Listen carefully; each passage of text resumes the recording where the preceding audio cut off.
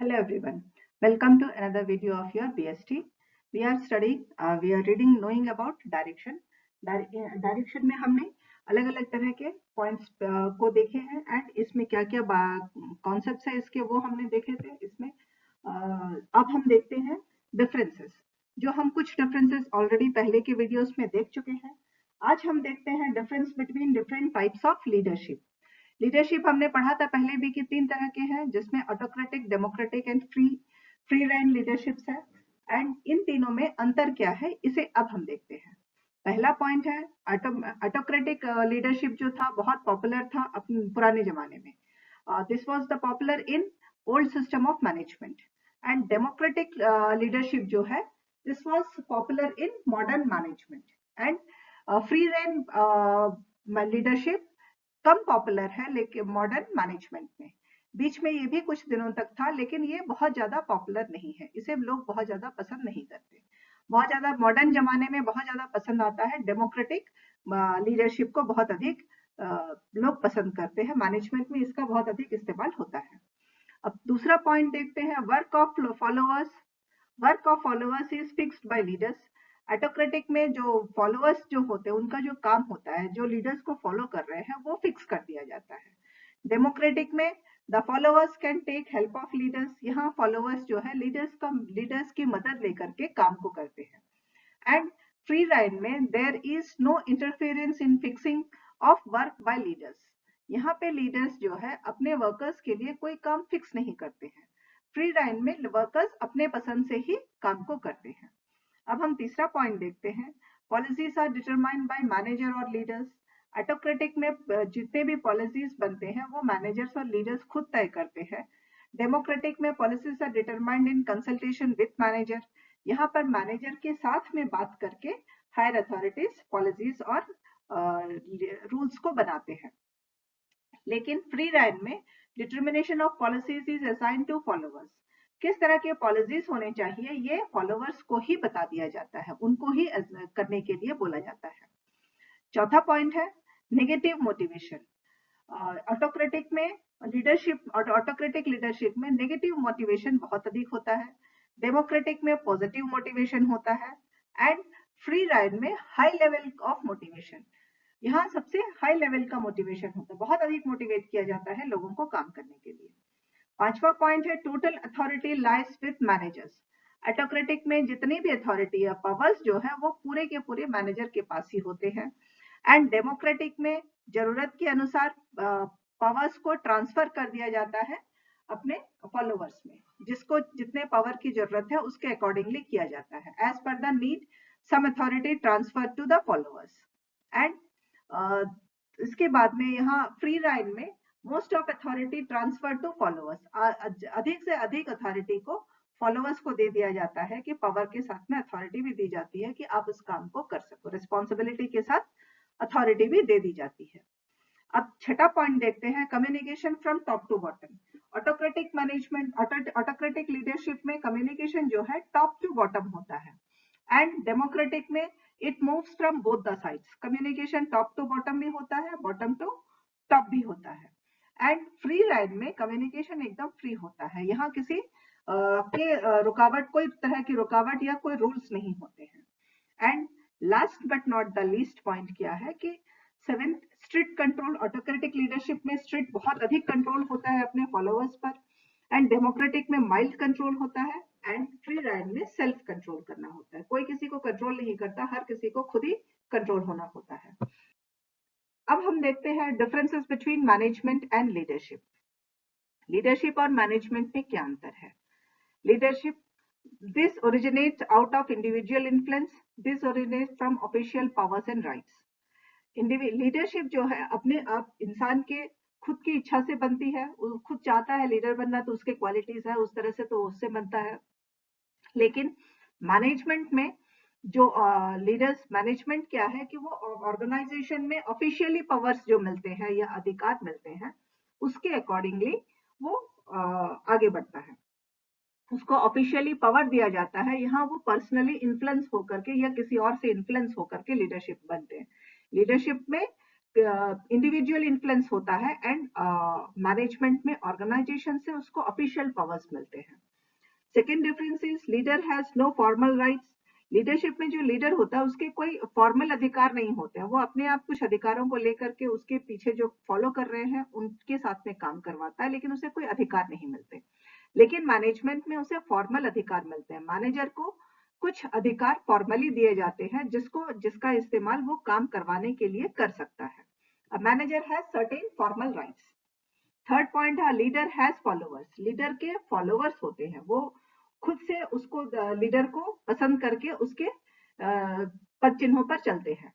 लेकिन a manager has subordinates. Managers के नीचे काम करने वाले लोग होते हैं, मैनेजर के कहने से वो काम करते हैं। इसके नीचे काम करने वाले लोग होते हैं एंड उसके पद चिन्हों पे चलने के लिए लोग खुद से अपनी इच्छा से स्वेच्छा से उसके पीछे साथ में रहते हैं।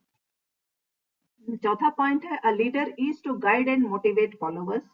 अ management is to plan, organise, staffing, directing, motivating and controlling. Leader क्या करता है, उसके फॉलोअर्स को सिर्फ गाइड करता है और मोटिवेट कर देता है, तो उसके फॉलोअर्स उसके अकॉर्डिंगली काम करते रहते हैं। लेकिन मैनेजमेंट में प्लान करना होता है, ऑर्गेनाइज करना होता है, फिर स्टाफिंग करना होता है, फिर डायरेक्ट करना होता है सारा काम। उसके बाद में उनको मोटिवेट भी करना है and they have to control also. Management में इतने सारे काम होते हैं, उन्हें कंट्रोल भी करना होता है। Next is leadership is not necessary for organisation, management is necessary for organisation. किसी भी ऑर्गेनाइजेशन में लीडरशिप का होना बहुत जरूरी नहीं होता है, लेकिन मैनेजमेंट का होना ऑर्गेनाइजेशन में बहुत जरूरी है, वक्त से सही तरीके से एंड सॉफ्टली काम होने के लिए। Part of managerial function with limited scope.